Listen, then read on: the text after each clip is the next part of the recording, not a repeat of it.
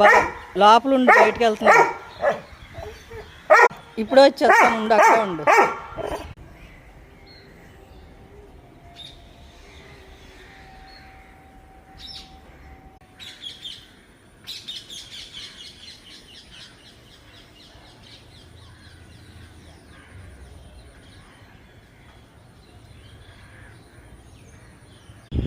Jackie ఏం చేస్తుందో చూద్దాం. లోపలికైతే వెళ్ళలేదండి, గేటు దగ్గరే కాపలా కాసి కూర్చుందో నేను వచ్చే వరకునే.